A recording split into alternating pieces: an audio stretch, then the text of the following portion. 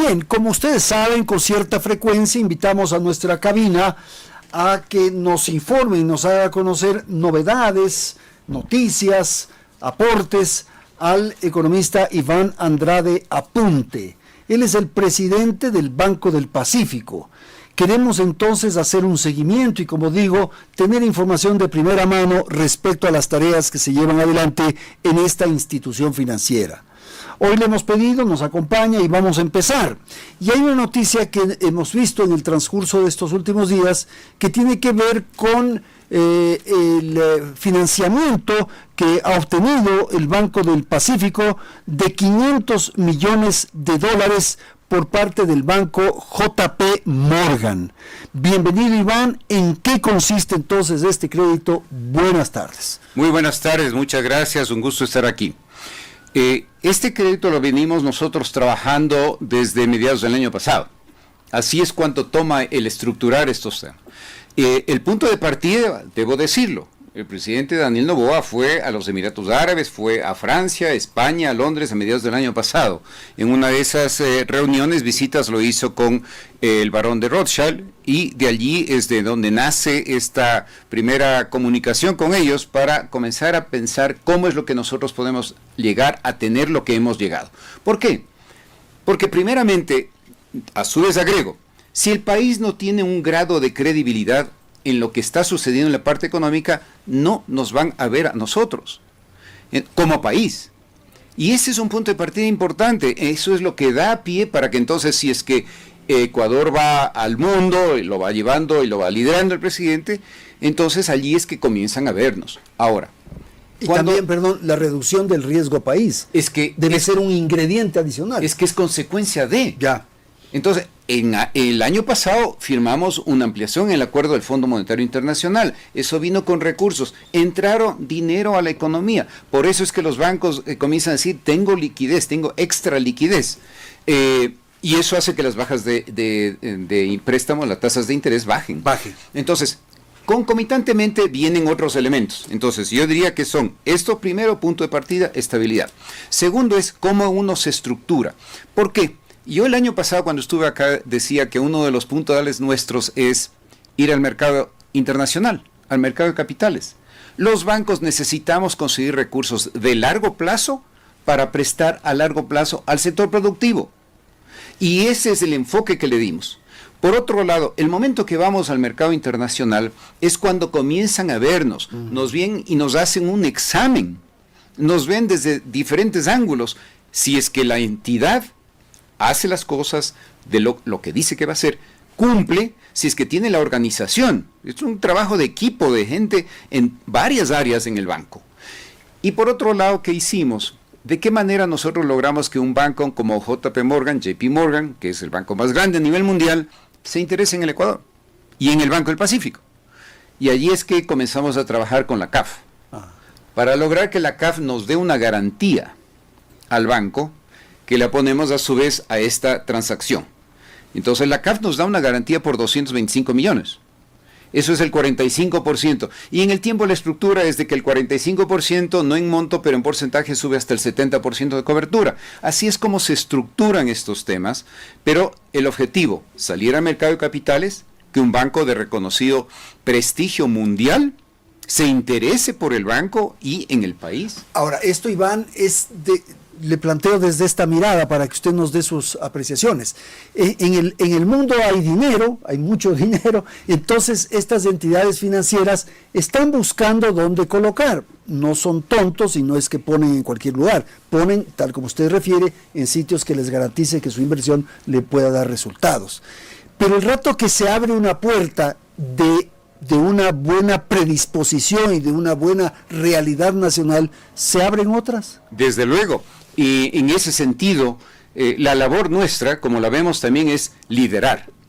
Por eso es que si nosotros vamos, estamos seguros de que habrán otras instituciones bancarias en el Ecuador que van a buscar hacerlo, porque es bueno para el país. Entonces, nuestro rol, también hemos dicho, es el liderar todos estos cambios, el hacer algo diferente, que el país se sitúe a nivel internacional. La otra connotación de ello también es que al tener recursos adicionales, que es para el sector privado, porque además estos dineros van para financiamiento del sector productivo, es de que tenemos la capacidad de financiar a mediano o largo plazo, porque este crédito vino a 7 años con año y medio de gracia. Temas que los podemos trasladar al sector productivo. Pero adicionalmente es el que, si otros bancos más lo hacen, no es solo los recursos que ingresan al país vía esa cuenta en la balanza de pagos que se llama la cuenta capitales, ¿no es cierto? Es que es la de préstamos y la de inversiones. No solo venga por el lado de gobierno, sino que por sector privado venga o por inversiones, o también por préstamos que los bancos conseguimos en el mercado internacional. Ahora, usted ha hecho una referencia rápida en el sentido de que es para actividades productivas. ¿Para qué sirven estos 500 millones? ¿A dónde se va a dirigir? Especialmente va a ser para pequeña y mediana empresa. Ajá. Esto ya nosotros comenzamos a empujar todo este proceso el año pasado, y de hecho el año pasado ya nosotros entregamos 223 millones para pymes, y 164 millones para mediana empresa. Eso ya, la suma de eso como tal ya son 387 millones. En este año por lo menos vamos a entregar los 500 millones. Los 500 es para este año. Ah, sí, este año. Y además, usted me preguntó, este es el inicio. Nosotros tenemos que continuar en este proceso de conseguir más recursos. Nunca hay suficientes recursos. Lo que hay es que tener instituciones fuertes, sólidas, para que entonces puedan seguir accediendo a conseguir estos recursos a nivel internacional. ¿Cómo fue el 2025, Iván? Porque tenemos referencias de que se han obtenido importantes datos, importantes elementos. Y quizás el que ha hecho titular, digamos, por eso le consulto y que nos dé su apreciación, es que el Banco del Pacífico logró en el 25 206 millones de dólares en utilidades. De hecho, es un 30% más que lo que fue en el año 24, que fueron 158. Entonces, el resultado numérico muy bueno. Y por otro lado, como retorno a la inversión, que es lo que se ve uno, ¿no es cierto? Fue del orden del 22.9%, que es un retorno muy bueno. ¿Para qué sirve? Recordemos que los bancos, por cada dólar que se tiene en el patrimonio, en el capital más utilidades retenidas, etcétera, puede tomar depósitos por lo menos, digamos, no por lo menos, pero hasta 9 veces, para poner esa relación. ¿Y qué significa? El que con esos 206 millones de dólares podríamos captar nosotros 1.800 millones de dólares más de depósitos. ¿Qué vamos a hacer con ello? Prestar al sector productivo, y también ahí es consumo. En una relación sana, los 206 millones se pueden reducir en 1.100, 1.200 millones de nuevos préstamos. Para eso sirven las utilidades, al menos en el caso del Banco del Pacífico, que todo se reinvierte en el banco. Ahora, en esa primera parte que usted dijo, si yo fuera propietario del Banco del Pacífico, el tener esa inversión ahí, porque a la final yo invertí en esta entidad, y tener una rentabilidad del 30% es muy buena. Desde luego que es muy buena. Es muy buena, ¿verdad? Y además, y yo creo que el sistema bancario ecuatoriano, yo diría 6, 7 bancos representamos como el 85% del sistema bancario del Ecuador. Muy sólidos, muy fuertes. Pero ¿por qué menciono esto? El primer deber del banquero es cuidar de la plata del depositante. Esa es la debida diligencia. Soy un fiduciario del depositante, de aquel que tiene $1, de aquel que tiene 1.000 y que tiene 1 millón o 5 millones, lo que fuera. Para cuidar eso hay que dar bien los créditos. No es nada más. Y hay que gastar, pero limitadamente. Hay que tener mesura. ¿Por qué digo ello? Porque también lo que viene sucediendo en el sistema bancario es de que no es de que todas las utilidades las retiran los accionistas en los otros bancos. El porcentaje más alto se reinvierte. Por eso es que también pueden seguir captando. Entonces, en esa connotación... Perdón, ahí, solo por curiosidad, más o menos, ¿qué porcentaje es el que retiran y el porcentaje que destinan a nuevas? Yo diría que máximo llegan al 30% retirar, pero y máximo. Y desde luego, entonces, el mínimo que dejan es como el 70%. Porque ese es el deber fiduciario del banquero y a su vez el accionista respeta esa relación. De tal manera que permite, como digo, el que los bancos puedan seguir creciendo. Y el momento en que los bancos crecen, ¿crece la economía nacional o es de doble vía? Si la economía nacional crece, usted también va a crecer, usted ayuda a crecer. ¿Cómo es la relación entre la economía y la banca? Pongámosle de esta manera. ¿Cómo medimos nosotros el impacto que podemos tener desde el punto de vista de banco? Si miramos en el año 25, en la banca PYME, con los recursos que se han entregado, hemos fortalecido 12,000 empleos. Significa que los beneficiarios indirectos son 36,000. En el caso del producto, por ejemplo, Levanta mi PYME, ¿se acuerda que sacamos?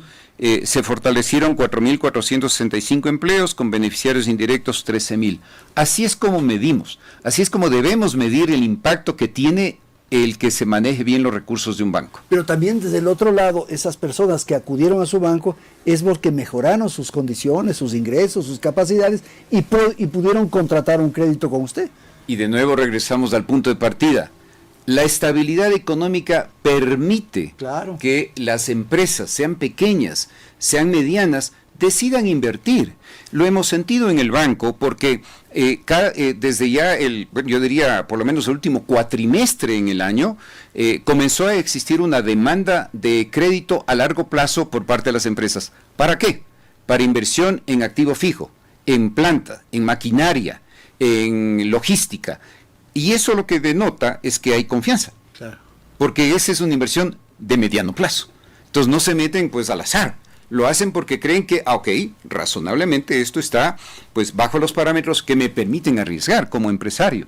Y eso lo hemos notado, como digo, inmediatamente. ¿Qué hace eso? Crear empleo. Claro. Y hacia allá es donde todos apuntamos, tanto en el sector empresarial, productivo, como en el sector bancario. Y hay que crear empleo. Y desde su perspectiva, alguna vez conversamos, pero quisiera insistirle, el consumo, los créditos de consumo tienden a disminuir, mientras que estos de producción, digamos, de inversión, crecen. En el caso nuestro específicamente, por ejemplo, en el año 24, lo que es el crédito de consumo significaba el 59% de la cartera de préstamos. En este año ya es el 52%. Entonces, en monto puede que no cambie tanto, pero subimos nosotros en colocaciones 1,050 millones. Ya. Pero el porcentaje de colocación en el sector productivo fue mayor.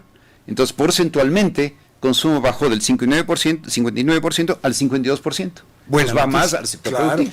Iván, en cuanto a los productos que usted tiene, uno del que nos habló hace poco, y por eso yo creo que es pertinente a esta hora hacer ya un balance, es este que se llama Mi Casa Propia y el programa Miti Miti.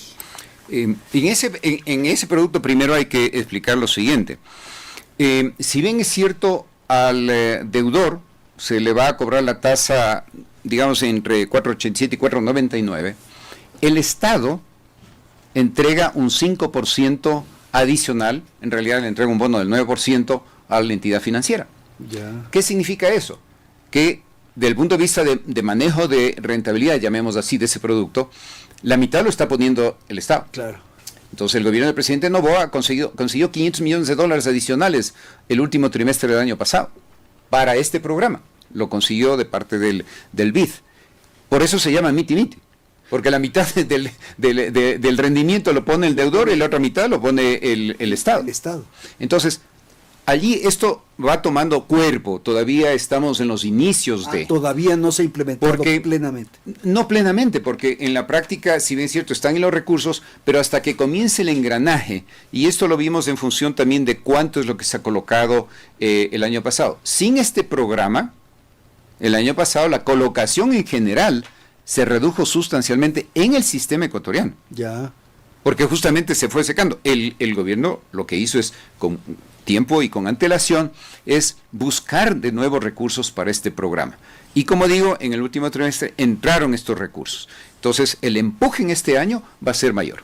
Esos 500 millones que dice que consiguió el presidente Noboa para este programa, para este producto, digamos, ¿van al Banco del Pacífico? No. No solamente. No. Es más, en esto hay que indicar, nosotros somos otro banco más. de tal manera que no existe ninguna preferencia. Y no es que vienen los dineros al banco.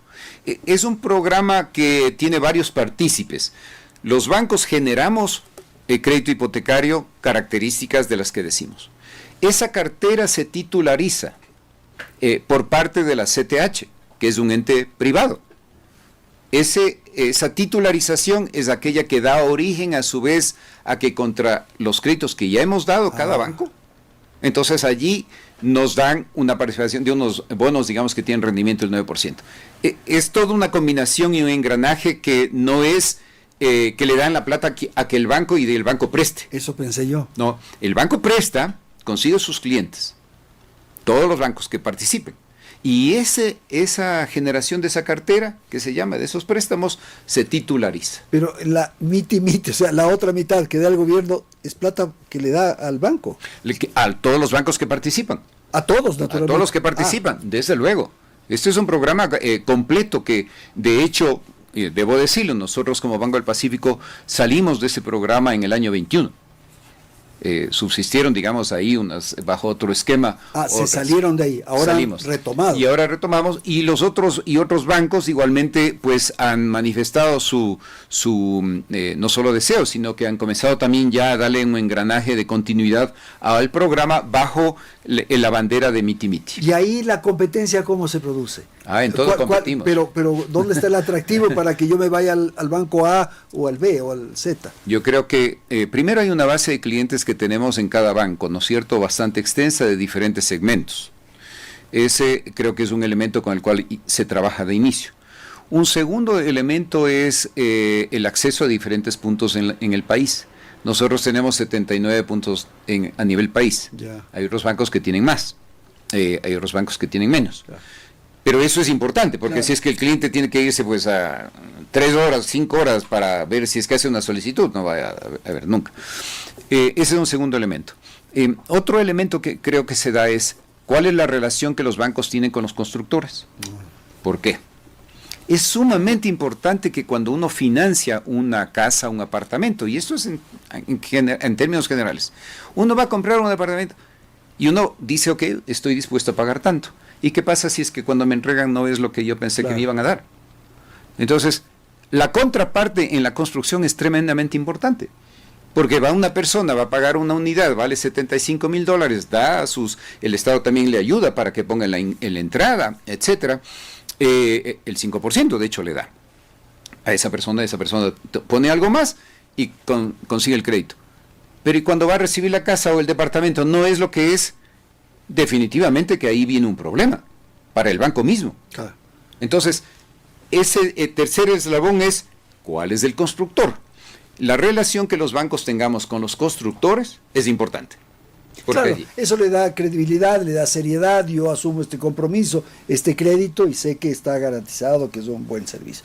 Bien, tengo un par de preguntas sueltas. Una es que surgió una noticia hace un par de semanas en el sentido de que el doctor Edgar Lama, que estuvo hasta hace poco en el IES, había asumido una función, una responsabilidad en el Banco del Pacífico. Y no es correcto. Primero, el doctor Lama no está empleado por el Banco del Pacífico.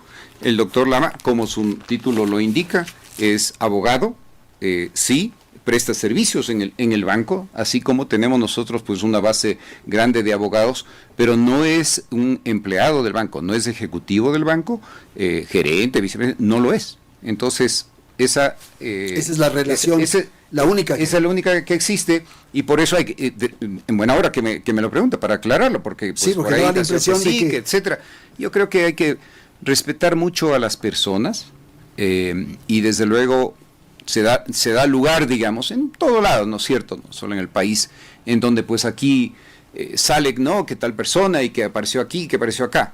Yo creo que es muy bueno lo que está haciendo Andrés. Es la pregunta directa y la respuesta tal directa. Ok.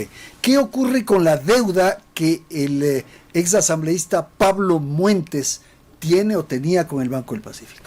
Este fue un juicio que se originó y pues dio lugar a que en la práctica unos dineros, digamos, que debía, etcétera, etcétera, luego pues siendo un juicio muy largo, en lo que terminó es de que él puso juicios contra Banco del Pacífico. Y esos juicios contra Banco del Pacífico, finalmente, hace aproximadamente 1 o 2 semanas, me parece que son, y ya la Corte Constitucional juzgó a favor del Banco del Pacífico. Y que lo que se había hecho, y tengo entendido también que hay errores, digamos, no excusables, ¿no es cierto?, de quienes participaron en ello. Entonces, de esa manera, ¿qué es lo que hay? Se liberan bienes que habían estado puestos con embargo al banco. Edificios, oficinas aquí, allá, etcétera. Pero finalmente ese capítulo está última de la Corte Suprema.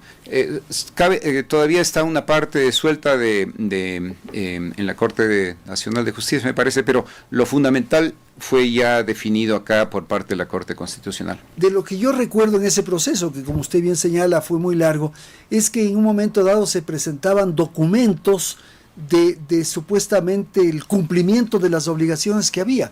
Eso se hacía de modo fraudulento, naturalmente, desde 2 vías, digamos, del que proponía, del que llevaba adelante esta iniciativa y del que emitía esos documentos. O sea, habían funcionarios que se prestaban a eso, probablemente, ¿o no? No tengo idea, digamos, de que si fueron funcionarios que se prestaban. En realidad era una documentación que se presentó, pero que se probó que no era una documentación real. Claro. No solo en los libros del banco, sino desde el punto de vista de lo que se estaba presentando. Había una discordancia, digamos, entre lo que era la fecha de quién estaba supuestamente firmando en el momento cuando ni siquiera existía en el banco. Yeah. Entonces, allí todos estos temas, digamos, en su momento fueron debidamente evidenciados, a pesar de que pues el banco ganó en una primera instancia, me parece que en una segunda, ahí vino la contra de juicios de estos otros que se plantearon y que finalmente, como digo, aquel que fue a la Corte Constitucional ya salió. Y ahí terminó, porque ya con la Corte es lo último.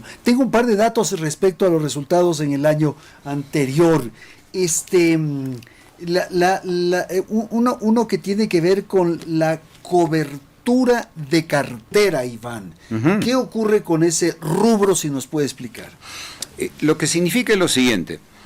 Esa cobertura está en relación a el valor de créditos que se denominan que no devengan interés, o sea, créditos morosos. Entonces, esa cobertura en los bancos es una cobertura que no puede ser solo el 100%. La cobertura, porque otra cosa es la morosidad, pues. Claro, la morosidad es una, digamos, si nuestra morosidad al fin del año anterior fue del orden de 167 millones, me parece que fue, o 170 millones, ¿qué significa? El banco hizo provisiones adicionales que totalizan y vienen a ser el 240%. Entonces, esa es una manera prudente de manejarle a una institución bancaria, a una institución financiera en general. Uno como banco tiene que provisionar más allá de lo que es la morosidad. Y mientras más provisiona, en realidad lo que le está dando es más fortaleza a la entidad. ¿Por qué es esto? Dios no quiera, pero digamos, en el momento en que hay eventos que son externos y que pues, bueno, le pongo el caso del COVID. El caso del COVID nadie esperaba.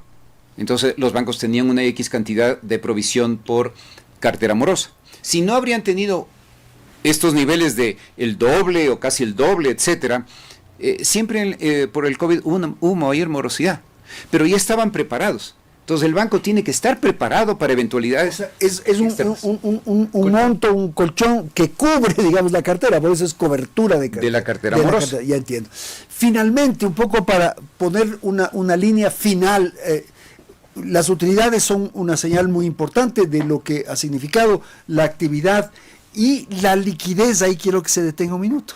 El tema de la liquidez es el siguiente.